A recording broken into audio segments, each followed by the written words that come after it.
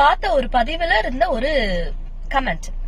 ஒரு பொண்ணு வந்து ஆல்கஹால் கூட ட்ரிங்க்ஸ் ஃப்ரூட்ஸ் எல்லாம் மிக்ஸ் பண்ணி ஏதோ பண்ணிட்டு இருக்காங்க. அது அவங்களோட பர்சனல் வால், அவங்களோட பர்சனல் ஸ்பேஸ்க்குள்ள நம்ம போக தேவையில்லை. அதை பத்தின கமெண்ட்ஸும் நான் சொல்ல விரும்பல.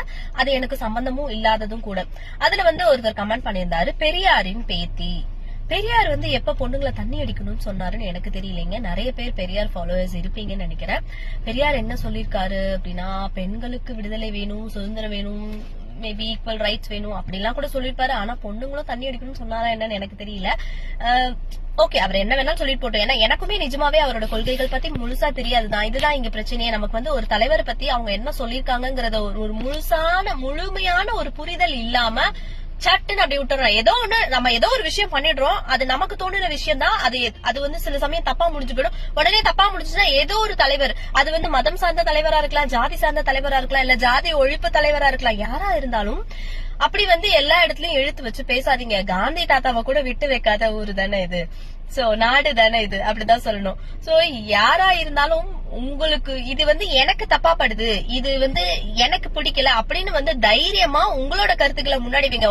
நீங்க வந்து ஒரு தலைவரை இழுத்து பிடிச்சு அவருக்கு பின்னாடி ஒளிஞ்சிட்டு வந்து உங்க கருத்தை சொல்றது வந்து அவர் சொன்ன மாதிரி வந்து சொல்றதெல்லாம் வந்து சரியா படல எனக்கு. இது நிறைய இடங்கள்ல பாத்துட்டு இருக்கேன். தீண்டாமை ஒழிக்கணும்னு சொல்லிட்டு, தாழ்த்தப்பட்ட மக்களுக்காக குரல் கொடுக்கணும்னு சொல்லிட்டு இன்னும் சில பேர் வந்து ஒரு சில வகுப்பு, ஒரு சில இனத்தை சேர்ந்து அவங்கள வந்து ஒதுக்கி வைக்கிற இதுவும் இப்ப நடந்துட்டு தான் இருக்கு. சோ நான் அதை பத்திலாம் அதுக்குள்ள நான் ரொம்ப டீப்பா எல்லாம் போலங்க. எனக்கு தெரிஞ்ச வரைக்கும் எந்த ஒரு விஷயம் இருந்தாலும் நீங்க பண்றீங்க அப்படின்னா இது உங்களுக்கு தோணுனதுன்னு தைரியமா சொல்லுங்க. தேவையே இல்லாம ஏதோ ஒரு தலைவரை இழுத்துட்டு வந்து அவர் முதுகு பின்னாடி ஒளிஞ்சிட்டு எல்லாம் உங்க கருத்தை பதிவு பண்ணாதீங்க. ஏன்னா அது அந்த பதிவே ஒரு தவறான பதிவு தான். ஒரு சில பெண்ணுங்களுக்கு அது வந்து தவறான முன்னுதாரணமா இருக்கும்.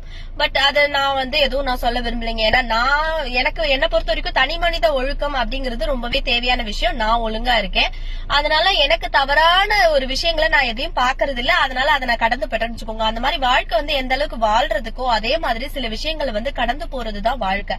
அதை நம்ம கண்டுக்காம கடந்து போயிட்டோம்னா அது பெரிய விஷயமே ஆகாது. என்னோட ஒரு மென்டர் தான் சொல்லிருக்காங்க, உங்களுக்கு ஒரு விஷயம் பிடிக்கல, அந்த ஒரு விஷயம் பெருசா ஆகக்கூடாது அப்படின்னு நீங்க எதை நினைக்கிறீங்களோ அதை கண்டுக்காம கடந்து போயிட்டீங்க அப்படின்னா அது வந்து பெருசா ஆகாது. இல்ல அதையே போய் நோண்டிட்டே இருந்தா அதுதான் பூதாகரமா வெடிக்கும் அப்படின்னு சொல்லிட்டு. சோ எப்பயுமே எனக்கு ஒரு விஷயம் பிடிக்கல அப்படின்னா நான் அதை கண்டுக்காம கடந்து போயிடுவேன். பட் எனக்கு ஒரு விஷயம் பிடிச்சிருக்குன்னா அதை பத்தி நான் வந்து யோசிக்க ஆரம்பிப்பேன், அதை பத்தி பேச ஆரம்பிப்பேன்.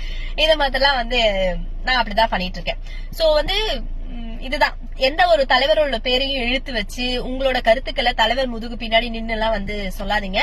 அது எந்த தலைவரா இருந்தாலுமே தான். ஓகேவா, யோசிச்சு பாருங்க.